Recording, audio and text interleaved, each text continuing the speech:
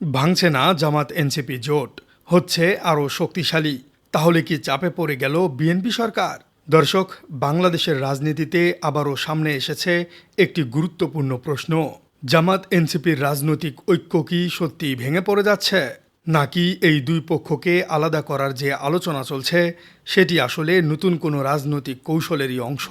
কারণ সাম্প্রতিক সময়ে বিভিন্ন মাধ্যমে এমন খবর ছড়িয়েছে যে ১১ দলীয় ঐক্যের অন্যতম গুরুত্বপূর্ণ অংশীদার জাতীয় নাগরিক পার্টি অর্থাৎ এনসিপি জামাত নেতৃত্বাধীন জোট থেকে বের হয়ে আসতে পারে। আর এই খবর ছড়িয়ে পড়ার পর থেকেই রাজনৈতিক অঙ্গনে শুরু হয়েছে নানা আলোচনা। কিন্তু এখন জামাত এবং এনসিপির শীর্ষ নেতারা যে বক্তব্য দিচ্ছেন তাতে সম্পূর্ণ ভিন্ন একটি চিত্র সামনে আসছে। তাদের দাবি, জোট ভাঙার কোনো সিদ্ধান্তই হয়নি, বরং সংস্কার, গণভোট এবং রাজনৈতিক কর্মসূচির মতো গুরুত্বপূর্ণ প্রশ্নে তাদের বোঝাপড়া এখনও বহাল রয়েছে। তাহলে প্রশ্ন হচ্ছে, যদি সত্যি জোট ভাঙার কোনো সিদ্ধান্ত না হয়ে থাকে, তাহলে এমন আলোচনা সামনে এলো কিভাবে? আর এর পেছনে কার রাজনৈতিক স্বার্থ থাকতে পারে? বিষয়টি বুঝতে হলে একটু পেছনের দিকে যেতে হবে। বাংলাদেশের রাজনীতিতে জোট নতুন কোনো বিষয় নয়। অতীতে বহু দল নানা সময়ে একসঙ্গে জোট করেছে, কখনো আদর্শগত মিলের কারণে, কখনো নির্বাচনী হিসাব কিংবা রাজনৈতিক প্রয়োজন থেকে।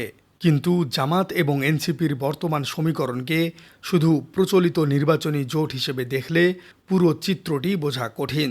কারণ এনসিপি এসেছে গণ অভ্যুত্থানের নেতৃত্ব দেওয়া শিক্ষার্থীদের রাজনৈতিক প্ল্যাটফর্ম থেকে। অন্যদিকে জামাতের রয়েছে দীর্ঘদিনের সাংগঠনিক কাঠামো এবং রাজনৈতিক অভিজ্ঞতা। দুই পক্ষের রাজনৈতিক পরিচয় এক নয়, তাদের সব বিষয়ে মতের মিলও নেই।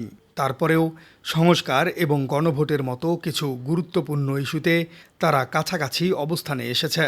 এখানেই তৈরি হয়েছে তাদের রাজনৈতিক বোঝাপড়ার মূল ভিত্তি। আর সেই জায়গাটি সবচেয়ে গুরুত্বপূর্ণ, কারণ রাজনৈতিক জোট মানেই সব বিষয়ে একমত হওয়া নয়, বরং ইস্যু বেসড অ্যালায়েন্স, অর্থাৎ নির্দিষ্ট কিছু ইস্যুতে অভিন্ন অবস্থান তৈরি করেও রাজনৈতিক দলগুলো একসঙ্গে কাজ করতে পারে। জামাত এবং এনসিপির বর্তমান সম্পর্ককে অনেকটা সেই দৃষ্টিকোণ থেকেই দেখা হচ্ছে। এখন আসা যাক জোট ভাঙার আলোচনায়। এনসিপির যুগ্ম সদস্য সচিব জয়নাল আবেদিন শিশির স্পষ্ট করে বলেছেন, ১১ দলীয় জোট থেকে এনসিপি বেরিয়ে যাবার বিষয়টি তাদের দলের কোনো ফোরামেই আনুষ্ঠানিকভাবে আলোচিত হয়নি। শুধু সাধারণ পর্যায়েই নয়, দলের সর্বোচ্চ নীতি নির্ধারণী ফোরাম পলিটিক্যাল কাউন্সিলেও এ ধরনের কোনো সিদ্ধান্ত বা আলোচনা হয়নি বলে তিনি স্পষ্ট জানিয়েছেন। এমনকি দলের এক্সিকিউটিভ কমিটিতেও বিষয়টি নিয়ে কোনো ধরনের আলোচনা হয়নি। অর্থাৎ এনসিপির বক্তব্য খুবই পরিষ্কার, জোট ছাড়ার যে খবর ছড়িয়েছে তার সঙ্গে তাদের আনুষ্ঠানিক কোনো রাজনৈতিক সিদ্ধান্তের মিল নেই। অন্যদিকে জামাতও একই ধরনের অবস্থান নিয়েছে।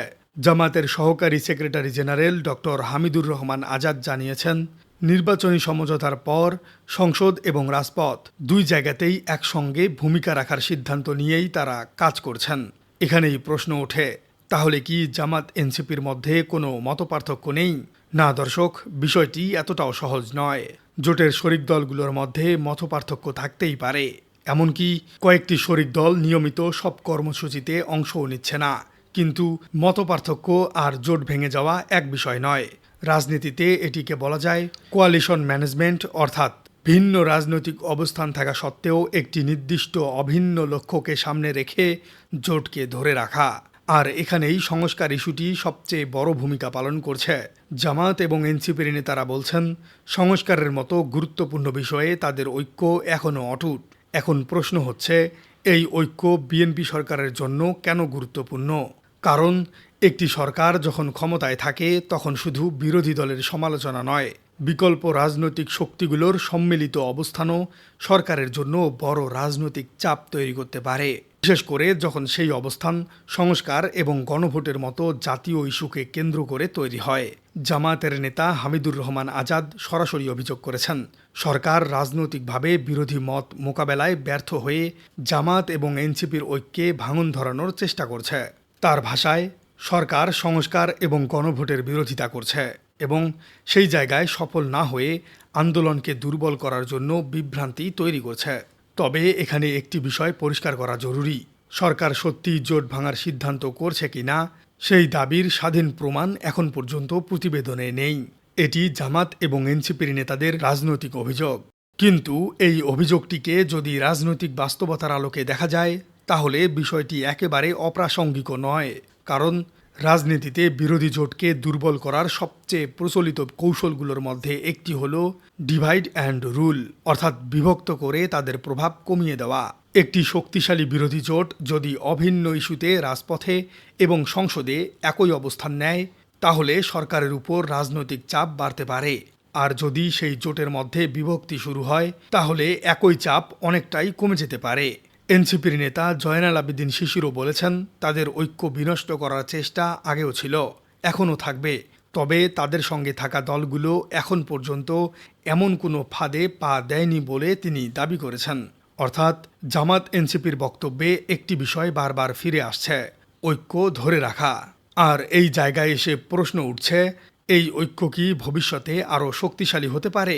সম্ভাবনা একেবারে উড়িয়ে দেওয়া যাচ্ছে না। কারণ যদি সংস্কার এবং গণভোটের মতো ইস্যুতে দুই পক্ষের রাজনৈতিক অবস্থান আরও কাছাকাছি থাকে, তাহলে তাদের যৌথ কর্মসূচির প্রয়োজনও বাড়তে পারে। এই বিষয়টিকে বলা যায় ইস্যু কনভার্জেন্স, অর্থাৎ ভিন্ন রাজনৈতিক দল কোনো নির্দিষ্ট প্রশ্নে ক্রমশ একই অবস্থানে চলে আসা। এর বিপরীতে অবশ্য ঝুঁকিও রয়েছে, কারণ জোট যত বড় হয়, মতপার্থক্যের জায়গাও তত বড় হয়। 11 দলীয় ঐক্যের সব শরিকের রাজনৈতিক ইতিহাস, আদর্শ এবং অগ্রাধিকার এক নয়। ফলে নির্বাচন, সংসদীয় কৌশল, সংস্কারের গতি কিংবা ভবিষ্যৎ রাজনৈতিক কর্মসূচি নিয়ে সামনে মতবিরোধ তৈরি হওয়াটা অসম্ভব নয়। কিন্তু এখন পর্যন্ত যে তথ্য পাওয়া যাচ্ছে, তাতে সেই মতপার্থক্য জোট ভেঙে দেবার পর্যায়ে পৌঁছেছে এমন কোনো আনুষ্ঠানিক সিদ্ধান্ত নেই। বরং রাজনৈতিকভাবে সবচেয়ে গুরুত্বপূর্ণ বিষয় হল জামাত এবং এনসিপির দুই পক্ষই প্রকাশ্যে জোট ধরে রাখার কথা বলছে।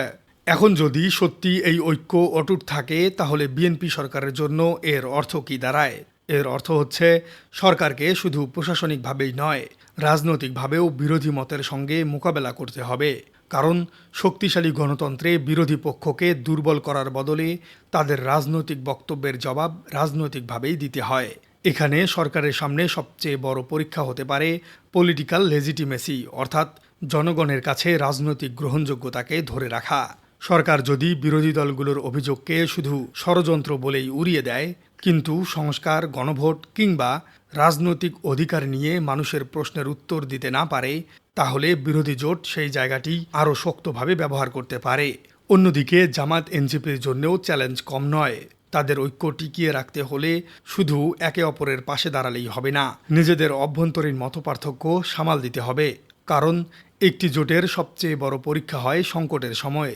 প্রিয় দর্শক, আপনি কি মনে করছেন জামাত এবং এনসিপি জোটের এই দীর্ঘদিনের সম্পর্ক আরও কি অনেকদিন টিকিয়ে রাখা উচিত, নাকি এই জোট ভেঙে গেলেই দেশের জন্য ভালো হবে? কমেন্টে জানিয়ে দিন আপনার মূল্যবান মতামত। আর আমাদের চ্যানেলে নতুন হয়ে থাকলে চ্যানেলটি সাবস্ক্রাইব করে বেল আইকনটি বাজিয়ে দিন। দেখা হচ্ছে পরবর্তী কোনো ভিডিওতে।